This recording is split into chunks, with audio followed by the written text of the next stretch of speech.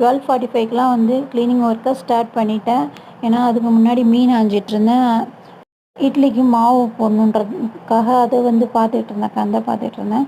போட்டதுக்கப்புறம் வந்து அங்கிட்டு அந்த பக்கம் இருந்த எண்ணெய் ஸ்டாண்டை வந்து இந்த சைடு வந்து தூக்கி வச்சுட்டேன். ஏன்னா அங்கே ஃபுல்லாக துருவாயிருது தண்ணி படுறனால. அப்புறம் அடுப்பையுமே நல்லா கழுவிட்டேன். அடுப்பு மேடையை கழுவிட்டு அதுக்கப்புறம் கொஞ்சம் கேப்லேயே வந்து இந்த நெல்லிக்காவும் வேக போட்டுட்டேன். மேலே வந்து க்ளீன் பண்ணிவிட்டு அந்த மேலே உள்ள ரேக் ஃபுல்லாக வந்து க்ளீன் பண்ணிட்டேன்.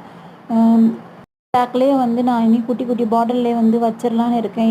இதை வந்து ஆப்போசிட் பக்கம் வந்து வச்சாச்சு. இந்த கெட்டில் சுடுதண்ணி போடுற இடத்துல மிக்ஸியை க்ளீன் பண்ணி வைக்கணும், கிரைண்டரை க்ளீன் பண்ணி வைக்கணும், ட்ராவையும் க்ளீன் பண்ணணும். ஆனால் அதுக்கு டைம் கிடையாது. நான் தொழுதுட்டு என் மகளை கூப்பிட போகிறேன். கூப்பிட்டு வந்ததுக்கப்புறம் தான் சாப்பாடுக்கு கையை வைக்க போகிறேன். இப்போ சாப்பிட்டு முடிச்சோன்னா கொஞ்சம் நேரம் ரெஸ்ட் எடுத்துகிட்டு கொஞ்சம் நேரம் சென்று மறுபடியும் வேலையை ஸ்டார்ட் பண்ணணும்.